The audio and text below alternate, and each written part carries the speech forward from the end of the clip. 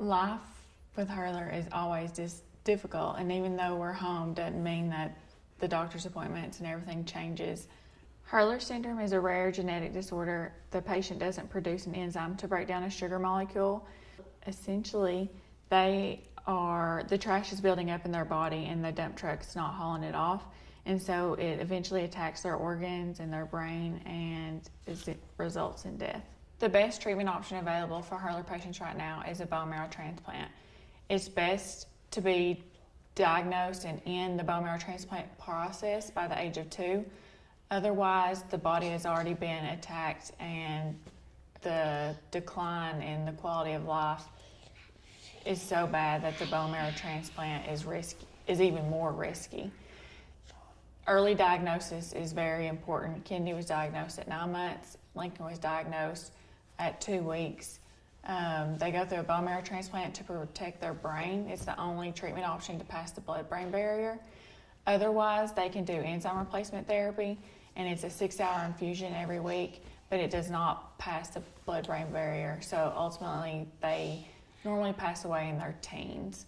To go through a bone marrow transplant, they need so much blood, and you receive platelets and blood. And so not only do you need blood, but you have to take so many labs a day that they place ports or central line in their chest so that they always have lines hanging out that you can draw from and give to. A port is under the skin, so you access it with a needle.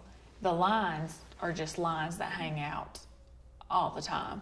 So his port, like right now, he's not accessed, so he can take a bath, he can go swimming, he can take a shower, but if he gets a fever, we have to go straight to the emergency room because he could have a port infection. The lines, he did end up getting lines to go through transplant with, and so they're out all the time and they basically stay accessed, but you can't take a bath, you can't be in water or go swimming, and you have to flush them every day. The port was a little bit harder through transplant because he had to be de-accessed and re-accessed every week, but right now he's the golden patient for that. He's had it for so long, so we just put some numbing cream on and go in. He doesn't care to have his port accessed. They just stick the needle in. He just never cries or anything. That's one of the milestones in the process, is having your lines removed. So just to be able to take a bath. Yeah, which at first which they say a lot of the chemo patients, it does something to your skin, and so the bath just, the way it feels is odd. So for the first couple of times, they both hated it, cried, which they hadn't had a bath in 4 months. Once you get discharged from the hospital, you have to stay within 20 miles. And normally you have clinic every day, so they're going to draw blood every day to check your numbers and to give medications at home. We have to be trained to be able to clean and give medications through.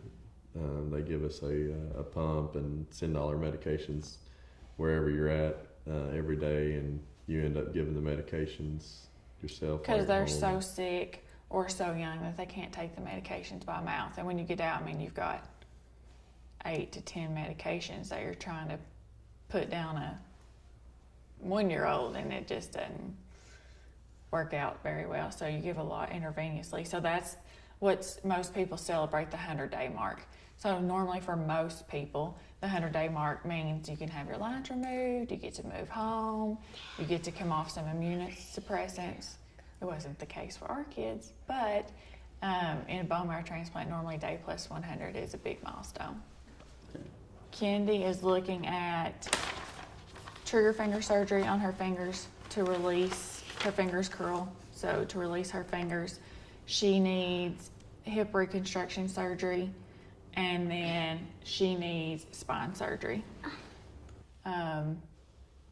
You want your kids to be like any other kid, to go out and run and jump and play and not have to worry about that. But for us, we do. Kendi has some bone issues. Her back is at a 76 degree. She has a weak spine, and she's getting to the age that we just have to tell her no sometimes, and that's extremely hard to explain to a 4-year-old. Wants to do flips on the trampoline and small stuff, and you can't, she's like, wow, I can do it, it's no big deal, but, she has to stay off of it and just Can I do it on the trampoline? Our biggest concerns are for the future that we will not grow old with our kids, that we won't have grandkids, and that we won't see our kids live a long life.